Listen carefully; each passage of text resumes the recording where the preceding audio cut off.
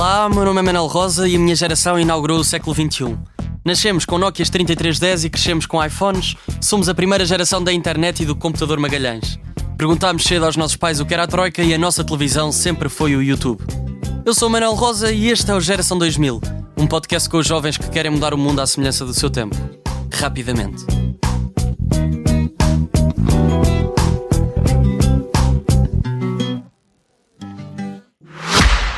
$2000. Ainda te lembras? Quando ainda pagavas ao megabyte para aceder à net? Hoje são outros tempos. Na Digi, podes aderir a um serviço com dados móveis ilimitados desde €6 por mês. Sem truques nem amarras. Adere já em digi.pt ou através do 923 30 90 30. Digi. Liberdade de escolha. A 4 de maio de 2001 nascia Julieta Rueff, em Portugal, país onde viveu até aos 10 anos. Com essa idade, a sua casa passou a ser a Catalunha, para onde os pais se mudaram por questões profissionais. E foi mesmo em Barcelona que se formou em negócios, quase se formou em negócios internacionais e marketing. Sim, quase porque decidiu abandonar a faculdade por motivos de força maior. Ajudar pessoas, particularmente mulheres, a não sentirem medo de andar na rua. A sua Flamade, empresa que produz granadas pacíficas anti-assédio e não só, mas vamos ter tempo para perceber melhor tudo isto mais à frente na conversa, conta já com mais de 15 mil utilizadores pelo mundo fora. A sua startup foi um fenómeno tão grande que lhe garantiu lugar nas listas de jovens mais influentes com menos de 30 anos da Forbes, a Forbes 30 Under 30, tanto espanhola como europeia, na categoria de impacto social. Hoje é a minha convidada do Geração 2000. Bem-vinda, Julieta. Obrigada, Manel. É um prazer estar aqui contigo. Eu queria ter dito bem-vindos à la Generación 2000, mas como estava com medo de não acertar no sotaque... Foi muito bom, foi muitos bom? Parabéns, poliglota total. Tu falas mais catalão ou castelhano? Imagina, eu estou em Catalunha, em Barcelona, portanto falo sobretudo catalão no meu dia-a-dia, mas é verdade que nós também temos pontos de venda em Madrid, portanto depois mudo ao espanhol. Vais mudando o chip. Exato, e vou de um lado para o outro, faço Barcelona e Madrid cada semana e depois uma vez ao mês faço Portugal também. Ok, mas sempre que estás em Barcelona falas catalão? Certo, eu tento adaptar-me à cultura local. E quando vais ao País Basco ou à Galiza? Não, já aí já não aprendeste alguma coisa? Não, imagina, Galícia é muito fixe porque é como se fosse a língua filha do espanhol e do português, portanto se tu fosses lá tu também conseguias falar galego. Ok, é o portunhol, Exatamente. É o portunhol oficial. Amamos o portunhol, yeah. Muito bem. Tu trouxeste-nos aqui não um vídeo, mas uma fotografia. Queres-nos descrever a fotografia que trouxeste? Sim, eu acho que é uma fotografia onde eu pareço com o meu avô. Imagina, quando eu era mais nova, os meus pais trabalhavam imenso. Ou seja, são os dois bastante adidos ao trabalho. E eu acho que talvez tenha herdado também essa parte. Mas é verdade que eu passava imensas temporadas com os meus avós. Ou seja, os meus avós iam buscar-me à escola e depois os meus pais, já mais à noitinha, iam buscar a casa dos meus avós. Certo. Portanto, memórias bonitas que eu tenho da minha infância, é de estar... os meus avós vivem em Cascais. E é dos meus avós irem buscar-me à escola, levar-me ao conservatório de música e durante esse período eu e o meu avô fazíamos algumas fotos e são memórias bonitas. Este é o teu avô que grava as tuas entrevistas com o telefone? Exatamente, É? tu viste tudo. Sim, o meu avô é adorável porque ele grava todas as entrevistas da televisão com o telemóvel e eu gosto de gravar a ele. Sim. Entretanto, o meu avô veio comigo, cada vez que eu gravo cá eu tento trazer o meu avô às entrevistas? Yeah. Ele gosta de ver às redações? Eu acho que ele fica orgulhoso e eu divirto-me muito com ele. Nós temos conversas muito interessantes. O que é que conversaram hoje? Se não é indiscrição, a vir para aqui. Não, achas? Olha, hoje estamos a falar do tema Irão e Estados Unidos. O meu avô é mesmo muito interessante. E nada, estávamos a discutir quem é que era pior, se era o Trump ou o Putin. Não vou falar disso publicamente, sim. Mas essa foi a discussão, cada um de nós tem a sua opinião. Boa. Tu estavas a dizer que passaste muito tempo em casa dos teus avós em Cascais. Tu nasceste em Lisboa, cresceste em Lisboa os teus primeiros 10 anos? Eu nasci em Lisboa. Entretanto, também pelo trabalho dos meus pais, vivemos na Suíça uns 2 anos. A sério? Sim. Entre que tinhas idade? Dos 2 aos 4. Okay. 2 aos 5. Lembras-te de alguma coisa? Foi a minha primeira língua, o alemão. A sério? Mas depois voltámos para Cascais. Estive cá na escola até ao 4º ano e finalmente mudámos para Barcelona, por trabalho também. Portanto, o início foi assim um bocadinho camaleónico. Então tu falas quantas línguas? Eu falo fluido, falo português, espanhol, catalão, inglês. Depois falo um bocadinho de alemão e também falo um bocado de chinês, básico. Chinês? Eu fiz chinês na universidade, 2 anos. sério? Yeah. Antes de sair. E é lá que são fabricadas as granadas. Certo. Ou a primeira parte, pelo menos. Portanto, dá-me um jeitão poder dizer Ni hao ma, wo ai ni, e fazer algumas perguntinhas em chinês. Cai sempre bem. E sabes os caracteres e tudo? Consegues escrever? Consigo escrever básico, sim. Muito estilo. Não, mais ou menos. E de Portugal, que memórias é que tu tens desses 4 aos 10? Já que aos 2 não tens grande memória, 2 aos 4 Suíça, portanto dos 4 aos 10. Olha, eu andava numa escola perto da parede. Posso dizer o nome da escola? Podes, Talvez. Eu andava no Colégio da Bafreira. Epá, e por acaso, eu só tenho memórias bonitas. Eu acho que foi uma fase mesmo boa. Se eu tivesse filhos, que eu por acaso ainda não tenho a certeza se vou para isso ou se vou só parir mais projetos, eu acho que eu vinha mesmo para Portugal, área Lisboa, criar dos meus filhos. Pá, porque a sensação de segurança sempre foi máxima. Sempre estava tudo perto. Os nossos amigos estavam num canto. Eu fiz também formação musical no Conservatório. Sim, piano? De música, sim, piano e voz. E portanto também era bonito, porque a pessoa saía da escola, ia ter com os amigos, depois dos amigos ia então para o conservatório, depois ia para casa brincar ao parque. Foi como crescer numa pequena vila. Portanto, a verdade é que esses primeiros anos da minha vida foram muito felizes. Tu ainda tocas piano de vez em quando? Não, já não. Não tenho tempo. Tenho o piano em casa, mas é mais algo decorativo. Então tu aplicas mais a parte da voz, que estudaste no conservatório, às vezes no banho, quiçá. Sim, talvez, eu acho que sim. Não canto muito em público, talvez deveria, imagina, se a falar de correr mal, vamos para isso. Sim, um karaoke com amigos, quiçá. Então tu podias ter sido pianista eventualmente, não? As pessoas dizem que eu tenho os dedos muito compridos. Entretanto, eu tenho um talento. Eu sei tocar o piano também com os pés. A sério? Também consigo acender um isqueiro com os pés. Portanto, isso é uma cena que eu às vezes faço quando os meus amigos vêm lá à casa. Ou seja, eu ia dizer que fiquei calada, toco mais com os pés a dia 2 que com as mãos. Mas sim, desfruto muito e talvez se não tivesse aparecido a tecnologia na minha vida, teria tirado pela música. Pela música. Eu fiquei impressionado com essa questão dos pés. Tu andas muito descalça, não sei? Sempre. Ok, boa. Eu queria te questionar ainda em relação a essa parte da educação, que é, dá para educar uma criança para ser música, vai para o conservatório, continua no conservatório para ser bailarina, começa a estudar, continua, para ser atleta começa a atletar e continua. É meio óbvio, não é? Como é que se educa uma criança, ou o que é que tu achas que na tua educação aconteceu para tu te tornares uma empreendedora? Ou como é que se educa uma criança para ser empreendedora? Eu também tenho de dizer que, em primeiro lugar, eu acho que nós não podemos treinar as crianças para nada. Achas que não? Não. Eu acho que nós podemos dar ferramentas às crianças.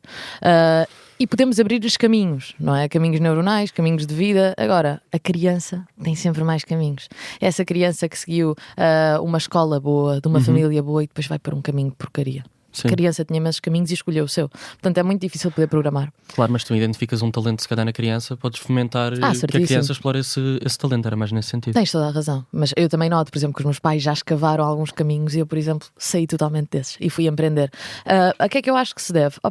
Quando tu crias talvez uma criança altamente adaptável e a mudas de um lado para o outro enquanto ela é nova, de países diferentes, escolas diferentes, também estilos culturais diferentes, afinal essa criança vai se aborrecer na estabilidade.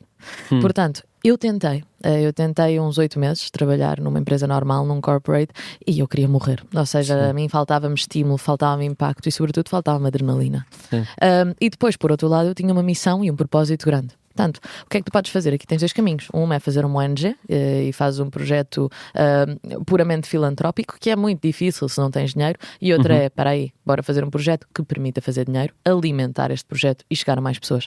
Portanto, finalmente foi o segundo caminho. Mas eu acho que tens de juntar 2 coisas para ser um empreendedor. Uma é uma adaptabilidade enorme, ou seja, poderes mudar de espaços e sentir-te cómodo na mesma. E depois há a outra parte, que é ter um propósito grande. E o que é que achas que na tua infância te fez trazer esse propósito? Ou achas que foi uma coisa que foste ganhando por ti à medida que foste crescendo? Talvez custa-me vê-lo na minha infância, porque ou seja, é verdade que eu sempre fui uma criança rebelde. Ou seja, ligava na escola, eu falava, eu não me calava, sempre fui muito social, todas essas partes. Mas eu acho que esse propósito nasce mais ao sair da adolescência e entrar na etapa adulta. Porque foi quando eu senti medo por primeira vez. Ou seja, sempre fui uma pessoa bastante despreocupada. E nessa altura foi quando eu começo a reparar que há um gajo que me segue a casa. Este homem segue-me a casa, da universidade a casa, e vice-versa, de casa à universidade. Um stalker. Era um stalker, exatamente. Normalmente não digo stalker, porque tenho a impressão que cá em Portugal não se usa, as pessoas não gostam que eu use palavras em inglês, mas era mesmo, tens toda a razão. Então este stalker era uma pessoa que sofria de esquizofrenia, depois vinha a saber mais tarde, e que estava completamente obcecado. Portanto, foi a primeira etapa da minha vida onde eu senti medo. E toda essa energia criativa, eu tinha ideias, eu tinha projetos, mas não tinha onde ir porque não havia uma missão. Então, finalmente, aí nasceu um género de missão que é para aí. Este medo que eu estou a sentir, a minha missão de vida é que mais ninguém passe por isto. E foi assim que nasceu a Foi Flame. assim que nasceu a minha granada. É interessante a pensar em casa de, pá, oxalá ter uma granada para bater neste homem. Então comecei a pensar, não há, bora fazer. Já vamos explorar a granada mais à frente. Eu quero ainda falar sobre essa tua adaptação. Tu saíste de Portugal, vais para Barcelona. Como é que foi? Sentiste sozinha? Muito. Sim. Eu tinha 10 anos, então eu cheguei a Barcelona, que é uma capital, não sendo a capital, é uma das segundas capitais de Espanha, onde se fala principalmente catalão. Ou seja, os meus pais meteram numa escola catalana. Portanto, imagina, uma criança ainda pode apanhar o espanhol, catalão, esquece. Portanto, ao entrar na escola em catalão, tu tens duas opções, que é ou falas ou não tens amigos. Portanto, a pessoa tem de aprender a falar. Eu lembro-me de ter um dicionário pequenino de português a catalão e de levar aquilo. Portanto, estava no pátio, depois das aulas, os miúdos falavam comigo e ia procurando, tipo, o que é que esta palavra quer dizer, o que é que ele está a dizer. Pá, e afinal apanhei o catalão num ano, porque era ou aprendes catalão ou fazem-te bullying. Tipo, Certo, não tens resposta. Ou aprendes ou aprendes. Ou aprendes. Agora, agradeço imenso esse momento de stress da minha vida, claro que sim. Ou seja, acho que te dá umas bases fixe. Sim. E nessa solidão é aí que aparece o Ruvi. Quem és tu? Da Rubi é o meu cão, exatamente. Como é que tu sabes isso? Eu acho que eu nunca falei sobre isso. Sim, eu tinha um pincher, Rubi. Foi assim o teu companheiro. Exatamente. Durante esses anos de Barcelona. Certo, os meus pais deram-me a Rubi o primeiro ano, por acaso não sei como é que tu sabias, mas deram-me esse primeiro ano para ser a minha primeira amiga em Barcelona. E a Rubi era um cão fantástico, viveu 13 anos, andava comigo para todos os lados. E depois, quando morreu, foi o maior desgosto da minha vida. Eu nunca tinha morrido um animal de estimação, eu nunca tinha tido um animal de estimação, mas lembro-a com muito carinho. Muito bem. Isso corria o ano de 2011, quando Certo. tu foste para Barcelona. Tu também sabes o animal que eu tenho agora? Não. Não sabes? É o quê? É uma pomba. Tu tens uma pomba Eu de tenho uma estimação? pomba educada. Não, juro. A sério? Mas envias para poupar no correio? Não, por acaso ela não trabalha, ou seja, é uma pomba doméstica. Ok. Já trabalhou muito. Então, basicamente, eu encontrei uma pomba bebé com uma pata partida. E deu-me boa pena. Levei ao médico, ao veterinário, eles disseram: pá, isto é eutanásia porque isto é uma praga. Eu disse: não, isto não é uma praga, isto é a minha filha. Então, levei-a para casa, curei a pata, fizemos os raios-x, tal, teve com a pata no Fizeram um gesso. raio-x a uma pomba? Eu não te posso dizer quanto é que a pomba me custou, porque é ridículo. Mas sim, fizeram raio-x e puseram-lhe gesso, ok? Uau. E depois voltaram a fazer raio-x e tiraram o gesso. E a pomba está Certo. curada. Então eu digo-lhe: vem cá, ela vem à cabeça, ela uau. vem. Tipo, é boa educada. Vai para a tua casinha, ela vai. As pombas E nunca são- voa? Nunca vai e volta? Sim, claro. Eu digo: vai-te embora passear e depois volta, vem cá. A sério? E ela vem. Mas ela sai de casa mesmo? Sim. Eu tenho um pátio externo, ela voa. Achas que a reconhecerias na rua se te Não, eu cruzasses com ela? reconheço, já me aconteceu, sim. Ou seja, estar 20 pombas, eu digo: milho, vamos para casa. E o milho vem, eu consigo ver que é milho. Sim. Falas com ela em que língua? Espanhol. Ok. Milho é maíz, na Boa. verdade. É a Maír, a tua pomba. Maíz, que quer dizer milho, certo? Maír. Maíz. Maír. Ok. Eu tentei. Tentaste, foi bom. Estavas a falar de 2011. Certo. Que em Portugal foi um ano conturbado. Foi o ano do pedido de resgate de Portugal à Troika. Sim.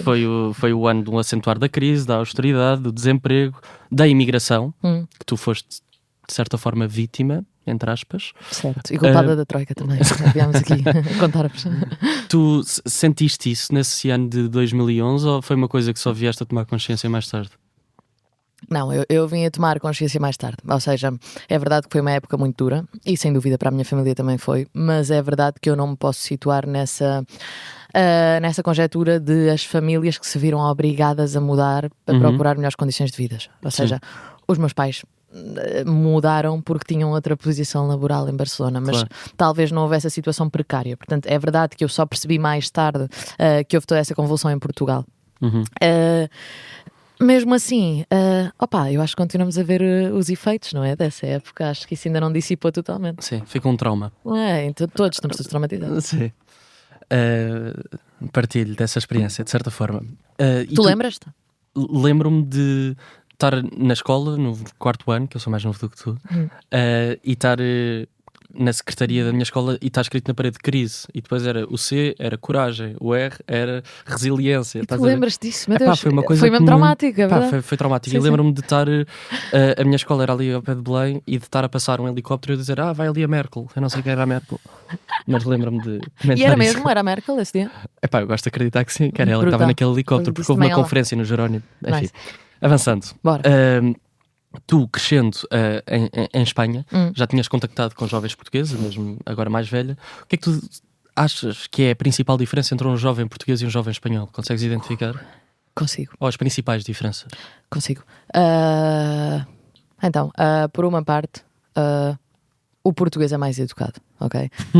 Sim, sem dúvida. Ou seja, são duas caras da mesma moeda. Ou seja, o português é mais educado, mas o português também faz mais cerimónia. Eu fiz porcaria há pouco tempo. Eu há pouco tempo tive de falar com o presidente de Portugal.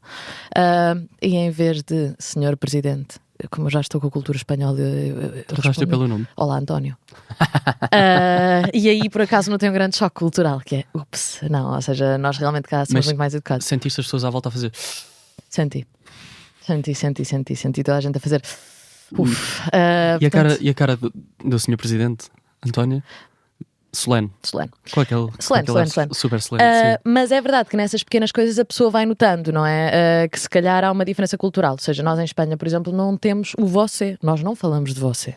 Ou seja, tu só usas o você para a rainha. A única vez que eu usei o você foi falando com a Casa Real, nunca mais. Portanto, é verdade que cá eu noto essa solenidade e também essa diferente cultura da cerimónia. Mas depois, por outro lado, também noto, tenho que dizer, os espanhóis menos adversos ao risco. Ou seja, por exemplo, em inovação e tecnologia, que é a minha área, o espanhol começa a empreender antes e o espanhol põe-se a investir em projetos antes. O português não tem tanta capacidade de afrontar o risco. Ou seja, o português, em vez de investir numa startup, o português também é esperto. O português investe num apartamento. Portanto, isto é inteligente. Investe no quê? Num apartamento. Sempre que houver dinheiro, não é? A maioria dos portugueses não.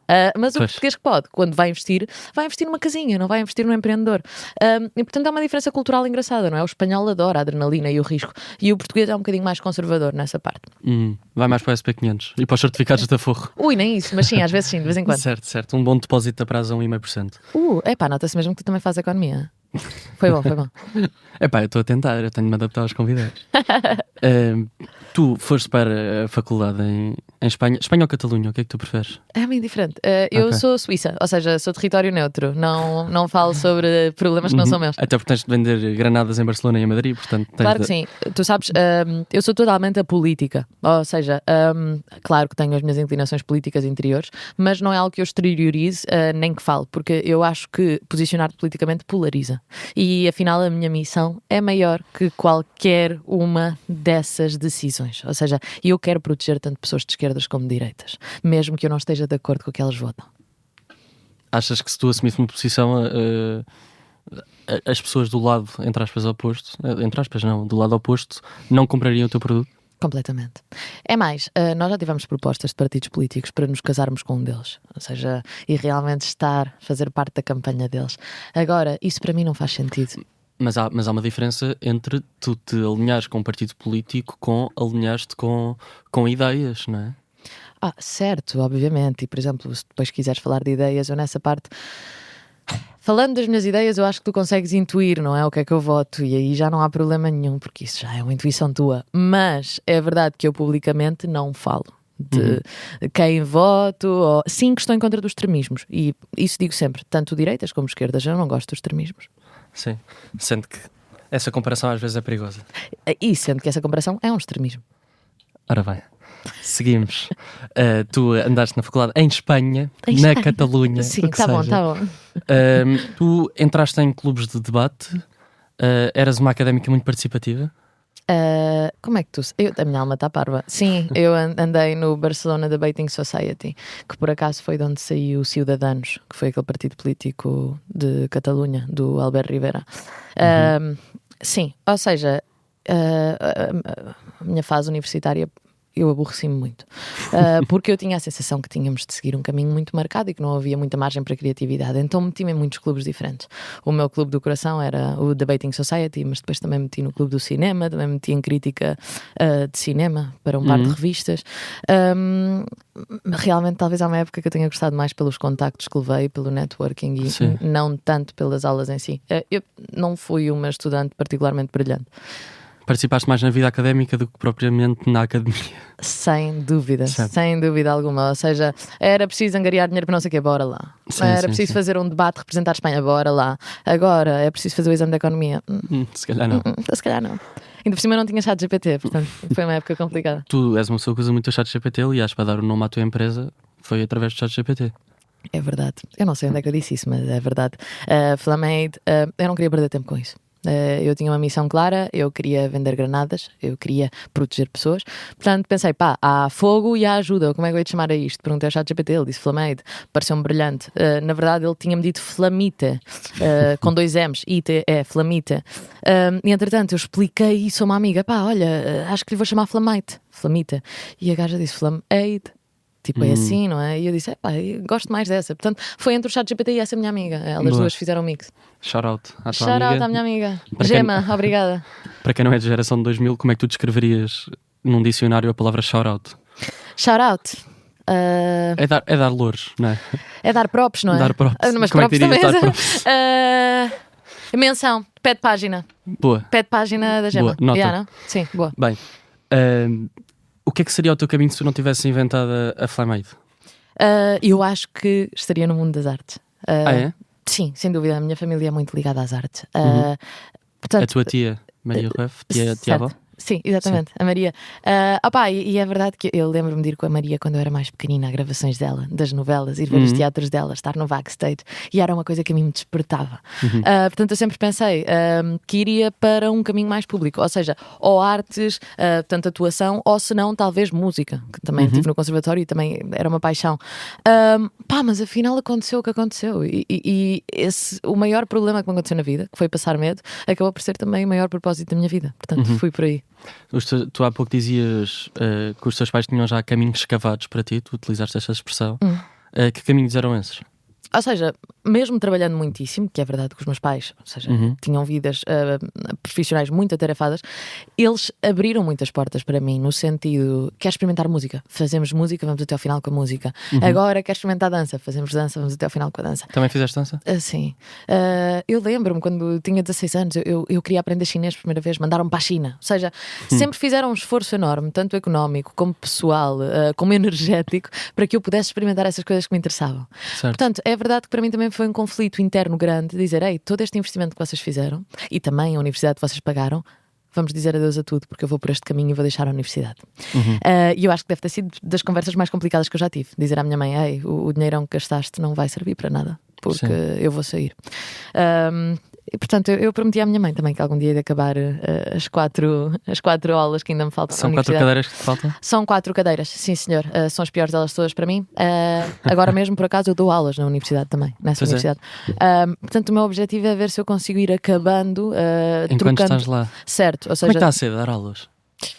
Tu dás aulas a pessoas mais velhas que tu às vezes, sim, não é? quase sempre são pessoas mais velhas. Ou seja, era estranho ao ponto que eu passei de estar com os meus companheiros da turma a 3 semanas depois lhes dar aulas como professora adjunta. Ou seja, deixei de estar de aluna para estar de professora adjunta. Portanto, isso 3 foi semanas, sim. Certo, foi muito bizarro. Ou seja, os meus amigos achavam estranho e não me respeitavam muito.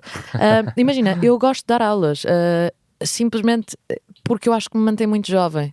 Ou seja, é verdade, eu tenho 24 anos, mas eu às vezes sinto que tenho muitos mais, porque a minha vida são pessoas mais velhas. Claro. Ou seja, os meus investidores são mais velhos, os meus compradores são mais velhos. Portanto, estar com malta de 20, de 30 anos que está com vontade de aprender, com vontade de estudar, aprendo imenso. E depois é verdade, também levo imensos becários internos, internships. Sim. Estagiários, peço desculpa que o português já dá assim um bocadinho mal. Levo imensos estagiários depois, ou seja, os alunos que me fazem melhores perguntas, os mais brilhantes, vêm todos para a Flamade e a maioria deles acabam por ser contratados. Tu tinhas há pouco tempo 10 trabalhadores, estás com quantos? Agora mesmo são 12. 12? Yeah. 13 contigo? Não, 12 contigo. Fantástico. Normalmente uma pessoa no curso que tu estavas a tirar, que era Marketing e Negócios Internacionais. Com foco em Ásia. Com foco em Ásia, daí o chinês, Yeah. o mandarim. É certo. Sabes que mandarim na verdade é racista para eles? Ah, é? Porquê? Não sei, eles não gostam de mandarim. Então preferem que se diga chinês? Chinês mesmo. Ok. Eu não sabia, foi a minha professora que me disse. Então vamos guardar essa. As pessoas estão a ouvir, guardem essa também. Exato. Nunca mais volto a dizer mandarim. Qual é que é o caminho de uma pessoa que acaba esse curso? Essa pessoa normalmente trabalha em importações e exportações. Ok. Portanto, Porto de Barcelona faz muito dinheiro. Ou seja, tu afinal o que podes gerir é a entrada de produtos da China ou do resto do mundo, a Índia também chegam muitos, e depois mandar também de Espanha ao resto do mundo. Ou seja, quando tu tens negócios internacionais, tu estás formado também culturalmente para poder lidar com outros países. Por exemplo, eu fiz a área asiática, isso quer dizer que eu também tinha uma cadeira que era cultura asiática, puramente. Aprender a falar e a negociar com pessoas na Ásia. Portanto, essa normalmente é a saída que tem mais sentido. Imports, exports. Tenho alguns amigos que também estão em bolsa, sobretudo internacional. Consultoria? Não. Alguns estão em consultoria. Eu tenho aí uma guerra com a consultoria. Não gosto da consultoria em geral. Ou seja, esse talvez é o caminho que tenha mais sentido. Empreendedores, somos muito poucos. A única empreendedora que saiu da minha universidade sem ser eu é uma miúda muito fixe que faz patinhos para o banho. Patinhos de borracha. Mas personaliza-os. Já tem umas lojas em Lisboa já. Ela está a fazer muito dinheiro com isso. É brutal, não me lembro do nome dela, mas ela é muito fixe. Obrigada, menino dos patinhos. Abriste um caminho muito fixe para mim. Então tu achas que a nossa geração dos anos 2000, os que seguem esse caminho de consultoria, que são muitos, de estagiários que trabalham muitas horas a receber não muito bem, de forma às vezes bastante precária, é o caminho da nossa geração, ou achas que há uma parte que se calhar pequena, como tu acabaste de dizer, que olha mais para um equilíbrio entre vida pessoal e vida profissional, ter os seus horários? O que é que tu sentes? Porque às vezes parece que há esta narrativa, mas depois se calhar não é assim tão verdade quanto isso. Certo. Então, para começar, ou seja, eu acho que é muito bom estagiar. Ou seja, eu estagiei, também recomendo imenso estagiar, aprende imenso. Eu acho que uma pessoa que está a estagiar tem de ser muito chata e tem de pedir meter-se em áreas diferentes, em departamentos diferentes, para ver o que é que gosta e o que é que não gosta. Certo. O teu primeiro estágio não vai ser o melhor estágio da tua vida, mas ao menos vais saber do que é que não gostas. Isso certo. É fixe. Agora, consultoria, eu tenho um grande problema com a consultoria, pelos dois lados. Primeiro, acho que há uma exploração laboral enorme, ok? Para as horas que fazes as pessoas trabalhar, tens de pagar. E especialmente quando és uma macrocorporação que pode pagar.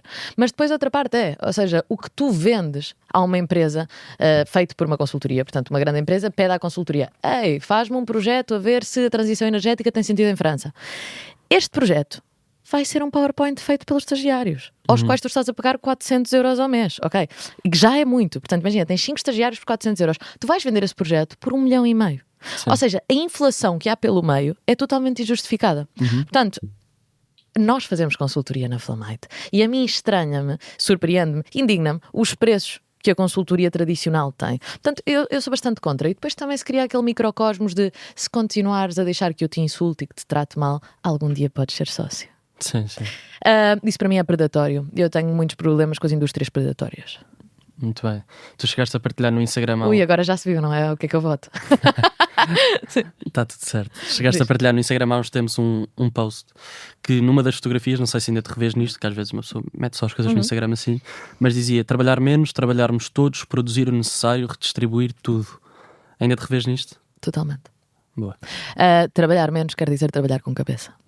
Ou seja, isto que estamos a falar agora da consultoria. Eu acho que a consultoria trabalha muito e produz muito pouco. Ok? Acho que podes trabalhar menos, produzir muito mais e distribuir tudo. Efeitos práticos disso: cada vez que eu mudo o meu salário na Flamite, portanto que o meu salário aumenta, o salário de todos os trabalhadores aumenta. É isso comunismo? Talvez. Mas afinal, para mim é um capitalismo ético. Ou seja, eu também quero fazer dinheiro, toda a gente quer fazer dinheiro, mas vamos ser justos. Se eu estou em posição de mudar o meu salário e de subir, é porque a minha equipa fez um trabalho do caraças, liderada por mim. Portanto, se eu subo, toda a gente sobe. E se eu deixo, toda a gente também. Tu achas que isso é um reflexo da nossa geração, ou achas que tu és uma exceção? Não, eu acho que a nossa geração é mais social. Eu tenho essa sensação. Ou seja, eu às vezes tenho conversas com os meus pais de como eu trato os meus trabalhadores. Os meus pais ficam surpreendidos. Tipo, dás demasiada confiança sim, sobretudo dar demasiada confiança. E para mim, ou seja, a minha confiança é plena a cada pessoa que entra na minha empresa. É plena até tu me dares razões para já não ser. E então vai ser muito difícil voltar a confiar em ti. Mas é tu me dares razões, eu vou confiar em ti plenamente com a minha vida toda, com as minhas chaves de casa. Portanto, sim. Essa é um bocadinho a minha filosofia, não é? Ou seja, o grande perigo desta vida para mim, nestes poucos anos que levo a viver, tem sido não transformar-me em cínica devido aos problemas da vida. Ou seja, tens de continuar sempre a confiar e ter claro que se em algum momento tens de deixar de o fazer porque és decepcionado, desiludido por essa pessoa, ok, mas não podes ter preconceitos com uma nova pessoa que ainda não te fez nada. Portanto, simplesmente não nos transformarmos cínicos da vida. Achas que vais conseguir manter isso? Eu espero que sim. Eu acho que ser cínico envelhece-te muito mais rápido. E nós não queremos envelhecer rapidamente. Certo, e senão vamos todos para o Botox. Tu, ainda assim, és a única sócia, correto? Isso é solitário ou consegues celebrar as vitórias, as derrotas, os medos com a tua equipa? Imagina, é solitário a nível de responsabilidade, não é? Ou seja, nós afinal, eu sou a principal acionista da Flamite, eu tenho investidores também, tanto portugueses como espanhóis. Por acaso temos o primeiro português, que é shout out, José Vilés. É sério? Sim, adoro o José, é fantástico, encaixámos muito bem e é o nosso primeiro investidor português. Muito bem. Mas é verdade que há um nível de responsabilidade que é solitário, porque se está tudo bem, tu és a maior, se está tudo mal, a culpa é tua. E tem de ser assim, ok? Tem de ser assim. Afinal, o meu trabalho é chegar onde a minha equipa não chega e proteger a minha equipa para que eles continuem a poder produzir. Portanto, sem dúvida. Entretanto, esqueci-me o que é que me estavas a perguntar. Não, se conseguires partilhar com eles as vitórias, os medos. Sim, consigo partilhar, porque tenho uma equipa muito fixe, mas é verdade que há essa parte de responsabilidade que tens de estar tu sozinho, a menos que encontres um sócio. As coisas acabam por recair sobre ti, nomeadamente ameaças de morte, é verdade? Sim. Já recebeste ameaças de morte por causa do teu trabalho? Eu já recebi a minha morada. Alguém mandar-me a minha morada e dizer hoje venho buscar-te. Portanto, isso é um bocadinho lixado, não é? E isso é bizarro, eu já tive de denunciar. Agora, são consequências do bom trabalho. Ou seja, o que é que eu posso dizer sobre isso? Normalmente é verdade que as ameaças de morte vêm de homens, porque há alguns homens que têm a sensação que eu luto contra os homens, e isso não é certo, eu luto contra o medo. Se há um homem que causa medo, então eu vou lutar contra esse homem, mas a mulher também pode causar medo. Portanto, o homem que acha que esta granada vai contra ele deveria estar em alguma lista. Sim, estás a servir ali uma carapuça, não é? Exatamente, ou seja, ele sozinho já se está a assinalar, não é? Portanto, essas ameaças de morte são chatas. São, agora, ligo muito aos comentários de hate, que tu também deves ter visto se estiveste aí a investigar. Não, porque eu sou muito mais crítica que os haters. Ou seja, tudo o que eles dizem eu já pensei. Portanto, já agradeço. disseste ao espelho, mas quantas vezes? Sim, tipo, está muito feia a Julieta hoje. Tens toda a razão, por acaso estava com o período, nota-se mesmo. Ou seja, eu já pensei sobre isso. Portanto, agradeço tal, mas a verdade é que eu sou mais dura comigo mesma que eles. Portanto, é uma coisa que é como ouvir chover já. Muito bem. Nós estamos a entrar no último quarto de entrevista e tu ainda não explicaste, já explicaste várias vezes em várias entrevistas o que é a tua granada, mas gostava de dar aqui a oportunidade para explicar a quem não sabe. A Flamite é uma granada pacífica. Eu patentei o mecanismo da granada de mão para se usar em situações de segurança pessoal. Então, numa situação de emergência, a pessoa estica do anel da sua granada, começa a soar um alarme sonoro, que são 110 decibéis, 2 ruas numa área metropolitana como Lisboa, e mandamos a geolocalização, vídeo e som aos contactos de emergência e também ao 112. By the way, a partir da semana que vem, estamos em todas as lojas da Mel e da Mosh do país. Entramos da mão da Mosh com colaboração com a Mel. E essas são as pessoas que nos introduzem em Portugal. E ao Auchan e ao Corte Inglês? Ao Auchan e ao Corte Inglês também estamos na loja das Meias das Amoreiras, depois online na flamite.com e nas ilhas também estamos na Mel. Fantástico. Vocês vendem para vários sítios do mundo. Tu já te surpreendeste com alguma encomenda por ser alguém assim mais conhecido ou por ser assim um país ultra remoto? Sim. Queres partilhar? A Rainha de Espanha tem uma granada da Flamite. A Rainha de Espanha tem. E depois a outra pessoa que me escreveu que criou uma granada, eu não sei se tu vês MMA, William Tupuria, que é o teu mais recente investidor. Exato, é o dobro campeão do mundo de MMA. Ele escreveu-me porque criou uma granada. Entretanto, nós combinámos, fomos jantar, falámos sobre isso e ele acabou por investir no projeto. Mas, ou seja, há pessoas de toda a esfera social, política, que usam. Ou seja, a segurança não escolhe nem género, nem posições, nem classes sociais. A segurança é para todos. E o mais importante da proteção é protegermos o que mais amamos. Portanto, eu acabo sempre também, não sei se já estamos lá perto, mas vou dizer na mesma, que é fuck fear e viva a Flamite. Muito bem, nós ainda não estamos a chegar ao final, mas fica já aqui Fica já aqui. Agora, com o produto mais explicado. Eu gostava de perceber um bocado o teu processo até chegar à granada em si, à versão final. Tu trabalhaste com um engenheiro que te ajudou a desenvolver a granada pro bono. Quem é que foi esta pessoa que acreditou em ti e no teu projeto? Como é que foi este processo inicial? Então, olha, eu fiz uma coisa, ou seja, eu tinha escrito num papel o que é que eu gostaria que esta granada fosse, ok? Sendo que eu não sou uma pessoa técnica, portanto eu não sabia que componentes é que tinham de ir dentro da granada nesse momento. Então, o que eu fiz foi começar a falar com os meus amigos. Os meus amigos, amigos de amigos, amigos de amigos de amigos, até chegar a um amigo de um amigo de um amigo que estava a estudar engenharia. E este gajo disse-me, olha, eu também não tenho muita experiência, mas tenho uma impressora 3D em casa. Portanto, vem à minha casa, vamos imprimir essa granada e vamos melhorando essa granada. E foi o que nós fizemos. Então imprimimos a granada, melhorámos a granada, pusemos um AirTag dentro da granada para fazer as primeiras apresentações e fingir que aquilo mandava a geolocalização. Não mandava nada, era um engenheiro que mandava desde o fundo da sala pelo WhatsApp. Mas essas primeiras demos fizemos juntos. E entretanto, esse gajo agora criou a sua própria empresa, também está a trabalhar noutra cena. Finalmente, quando levantei o dinheiro dos investidores, pude pagar-lhe, mas vou estar sempre agradecida por ter confiado em nós. Incrível, alguém ter feito todo esse trabalho de forma gratuita, com a mesma visão que tu. 100%. E quando é que tu começas a fingir que o teu pai está em festas de investidores? Eu começo a fingir isso com uns 20, 21 anos. Ou seja, claro, eu começo a investigar quando já tenho este primeiro protótipo impresso em 3D, quanto dinheiro é que eu preciso para fazer este protótipo real. E descubro que vou precisar de 500 mil euros. Portanto, isto é um problema. Coisa pouca, porque os meus pais não tinham esse dinheiro para me dar. Eu tinha 400 euros na minha conta, poupados. Portanto, digo, acho que vou ter de falar com investidores profissionais. Faço o LinkedIn. O meu LinkedIn, obviamente, não tinha um grande histórico, porque eu tinha 20 anos. Mas começo a ver as festas onde os investidores vão ver cada noite. Festas privadas que tens de entrar com um convite. Digo, bora pôr-nos giras, bora aparecer lá na mesma. Então eu aparecia nessas festas com a minha granada e dizia, o meu pai está ali ao fundo, ele é investidor, não sei o quê. Quem é o teu pai? Aquele do cabelo branco, o Mário. Então eles deixavam passar. E nada, então eu ia apresentar aos todos os investidores. Devo ter recebido uns 100 nãos antes de receber o primeiro sim. E depois tive a sorte de encontrar os primeiros investidores que acreditaram em mim e me deram os 300 mil euros primeiros. Depois o resto veio daquela ajuda à inovação e resiliência da Europa, da União Europeia. Também. Exatamente. O governo espanhol também investiu. Exatamente. Tu achas que isto alguma vez pode tornar uma espécie de computador Magalhães, mas espanhol? Ou seja, um fracasso total. O Magalhães não foi um fracasso. Eu ainda tenho. Tu também jogavas ao Super Tux? Claro. Eu acho que nós não falámos. Linux. Agora estou com a impressão que não falámos de coisas bué relevantes. Ou seja, a minha infância inteira foi o Magalhães. Certo. E a Super. Meu Deus, ok, desculpa. Então, já foi relevante, nem que seja só para. Tens toda a razão. Mas não foi um falhanço total, quer dizer, o Magalhães democratizou o acesso à internet a milhares de jovens, não é? Pronto, ok. Eu percebo o que tu queres dizer com isso. Havia imensas pessoas que não tinham computador e que iam ficar muito mais atrás do ponto de vista da educação em relação às outras se não fosse o Magalhães. Certo, então deixa-me recolher o cabo. Okay. Sim, eu acho que o Magalhães foi útil. Agora, eu teria feito um approach muito diferente ao Magalhães. Qual é que era o teu approach ao Magalhães? Não tinhas posto Linux, tinhas posto Google Chrome? Para começar, teria feito um sistema muito mais optimizado. Eu não tenho pena de dizer isto, mas eu tenho a certeza absoluta que houve comissões ocultas no Magalhães, ok? Porque o Magalhães como modelo não tinha sentido.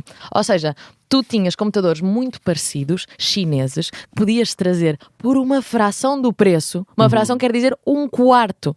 Que custasse um quarto do que custava a Magalhães, sem estar forradinha azul. Está bem, podias forrar de outra cor. Mas não tinha aquela capa de velcro, não é? Não tinha aquela capa de velcro, não é? E eu acho que a capa de velcro não valia os 50 euros extra. Acho eu. Portanto, gosto do conceito do Magalhães? Gosto. Acho que temos de ir comprar as peças ao primo da pessoa que decidiu que íamos ter Magalhães? Não. Portanto, isso é o que eu digo. Eu acho que o Magalhães é uma excelente ideia. Acho que temos de ser mais democráticos e ficar com a proposta mais barata e mais útil. Sim. Eu não quero estar aqui a proteger o nosso amigo Sócrates, mas eu estava a planear. Eu não quis dizer o nome. Não, mas é que eu estava a planear esta entrevista e estava a pensar fazer esta questão e estava com a música na cabeça, aquela do Obrigado José Sócrates, obrigado meu amigo. Pronto, é uma referência também de anos 2000. É totalmente, é verdade, também é nossa. Para quem apanha. Enfim, onde eu quero chegar é... Sabes que esse foi o nosso primeiro crush? As minhas amigas e eu quando estávamos na escola. A sério? O primeiro homem que nós achámos giro era o Sócrates. Ele ficou em primeiro nos homens mais sexy de Portugal para a CM. Isso é uma desgraça. Para o Correio da Manhã e vocês foram E no atrás. Colégio da Freira também, ficou em primeiro. Muito bem. Mas onde eu queria chegar, no fundo, é um hardware produzido por uma empresa privada, comprado pelo Estado e distribuído para um grupo de pessoas de certa idade, no caso de Magalhães, alunos do primeiro ciclo, de forma gratuita ou por um preço simbólico. Tu vês isso a acontecer? Sim, mas mais ou menos, porque a Flamite destaca sobretudo por ser ágil. Portanto, nós é verdade que estamos em contacto com o Estado. Estamos em contacto com o Estado há mais de um ano, ok? Agora, qual é que é o problema? Cada vez que muda o teu interlocutor, voltas ao início. Portanto, é verdade que a Flamite até agora fez sobretudo contratos privados, ok? Certo. Ou seja, vendemos muito a empresas privadas, não só cliente final, senão também a empresas privadas de vários setores diferentes. Protegemos muitos trabalhadores diferentes com softwares personalizados. Portanto, imagina, em vez de mandar o GPS dos trabalhadores à polícia, manda o GPS dos trabalhadores à segurança privada da empresa. Isso é algo que nós fazemos muito. Não falamos sobre isso porque é um bocado mais aborrecido. Agora, faria eu um tipo de joint venture com o governo? Faria, sem dúvida, mas não é algo que me esteja a parar ou que eu esteja à espera que aconteça. Por exemplo, isto é um exemplo, se alguma mulher tem uma denúncia por violência de género, e isso também aplica a Portugal, e me manda uma mensagem dizer que está em perigo, que tem uma denúncia, eu vou mandar uma Flamite grátis. E isso faz parte do nosso impacto social, ou seja, eu não preciso que o governo subvencione isso. Eu, por sorte, estamos em posição de poder subvencionar isso. Agora, se o governo quiser auxiliar também com boas práticas, nós agradecemos imenso. Portanto, alguém que não esteja numa situação financeira tão favorável e que se sinta em perigo pode pedir essa ajuda à Flamite. Sempre. Muito bem. Tu és dona e criadora de uma startup. Dona, pode-se dizer dona? É estranho, não é? Fundadora. De uma startup. Sim. E também és uma comunicadora, porque dás palestras, também és professora, também és criadora de conteúdo, também és gestora, no limite contabilista. Eu sou criadora de conteúdo. Então tu não fazes vídeos para promover a Flamite nas redes sociais? Sim, alguns. Tu desdobras-te em várias facetas. Não tinha pensado sobre isso.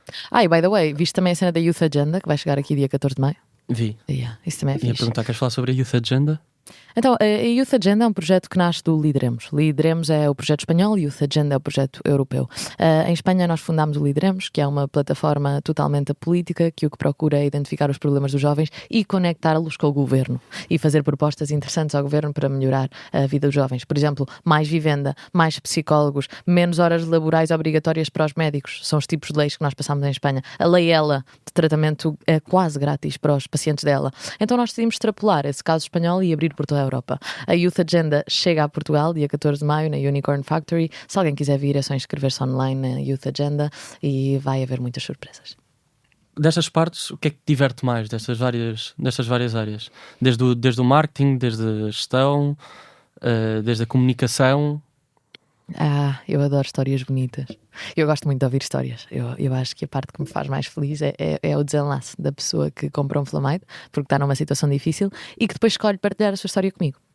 O que é que isso é? É um cliente que depois me escreve e diz: ei, quero que saibas que saí do tribunal, que com a granada consegui as provas, consegui a cara do homem, consegui gravar o som e consegui denunciar. Histórias bonitas, para mim, são tão gratificantes. Fazem-me chorar de alegria. Então, destas partes todas, a parte que gostas mais é o feedback que tu recebes. Eu talvez diria o impacto social.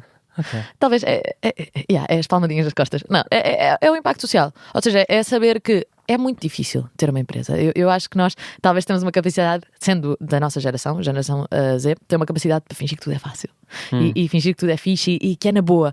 Mas não é. Ou seja, realmente é uma cena difícil. Agora, para mim vale a pena quando vejo que é um impacto real e quando vejo que há pessoas que não têm de passar pelo que eu passei porque têm uma Flamite. Portanto, isso para mim é a maior felicidade do mundo e eu vivo para isso. Antes da pergunta final, aqui numa altura em que em Portugal grandes figuras do entretenimento têm colocado volta e meia responsabilidade nas vítimas de assédio sexual, de violação, de violência, quando dizem, e cito, esta mulher depois do baile entrou num carro com ele e aí é que se calhar se pôs a jeito para que isso acontecesse, ou então isto depois de uma mulher ser esfaqueada até à morte, ou então mesmo que ela tenha dito para parar, quando são 4 que estão naquela adrenalina de estar a fazer sexo com uma rapariga, alguém ouve, depois de uma alegada violação gravada a uma menor. Tu que tens contacto com várias vítimas, como é que reages ao ver estas coisas?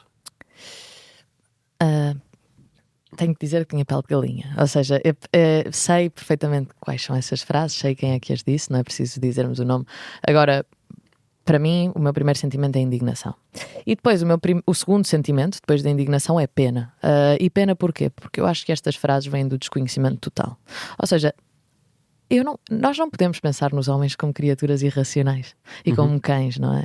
Ou seja, a maioria dos homens não são assim. A maioria dos homens não tem estes comportamentos. Agora, devemos passar o peso desses comportamentos nefastos dos homens que são a exceção à mulher? Não. O que nós devemos fazer é apontar para esses homens e dizer: ei, o teu comportamento foi bárbaro. O teu comportamento não foi algo que deveria fazer parte da nossa sociedade. Agora, não devemos generalizar, não devemos dizer que os homens não sabem parar, porque não é certo. Se isso fosse assim, eu não estaria segura nesta sala com 2 homens. Se isso fosse assim, eu não trabalharia cada dia com uma equipa que é mais de metade masculina. Ou seja, não é certo, ok? Agora, sobretudo, eu acho que cada vez mais temos de ser seletivos a quem é que nós damos alta voz. Porque esse tipo de frases, é verdade que não são certas e que, sobretudo, não só danificam a mulher, senão que danificam o homem e fazem ver que o homem é burro e que o homem não sabe parar, não é? São ofensivas para o homem também, mas, sobretudo, têm um impacto nefasto na nossa sociedade. Portanto, eu acho que cada vez mais nós temos de procurar contrastar opiniões. E ok, ouves essa frase, mas depois tens de ver a realidade. Essa frase é sensacionalista e essa frase não é um reflexo da nossa sociedade. Eu poderia dizer muitas coisas mais, mas como eu não quero ter um processo judicial, eu acho que vou deixar por aí. Podes dizer aí no final disso, alegadamente. Alegadamente. Para fechar, nós acabamos sempre com esta pergunta, que é: as gerações mais velhas costumam dizer: no meu tempo é que era bom, de forma às vezes até um bocado saudosista, e eu pergunto agora, o que é bom no teu tempo? Neste tempo, de hoje em dia? Sim.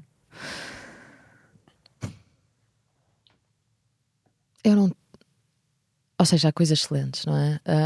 Talvez eu acho que estarmos... Isto é super... Ou seja, há uma grande paradoxa aqui.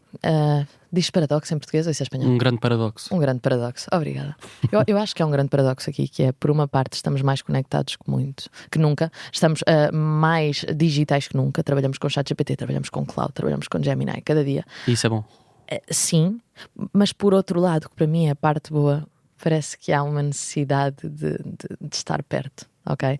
Ou seja, há um movimento entre os jovens, não de boicote, senão de equilíbrio, de ok, nós temos todas essas ferramentas no mundo, temos todas estas opções, mas cada vez mais estamos a ser mais analógicos. Ou seja, um exemplo muito pequeno, ao menos o meu círculo faz boicote total ao vapor. O meu círculo fuma cigarros, ou seja, rejeitamos talvez essa modernidade extrema e abraçamos talvez o tradicionalismo que nos traz tanta nostalgia. E para mim é a mesma coisa nas câmaras, por exemplo? Nas câmaras fotográficas analógicas. Certo. Ou nas digitais antigas em vez do telefone, por exemplo. Aí tens outro exemplo, não é? Ou seja, parece cada vez mais. Ou seja, eu tenho quantidade de amigos que deixaram um iPhone e compraram um flip-flop, porque isso tira a adição ao scroll. Muitos de nós já não temos Instagram no telemóvel, temos só no computador para evitar estar sempre nas redes sociais.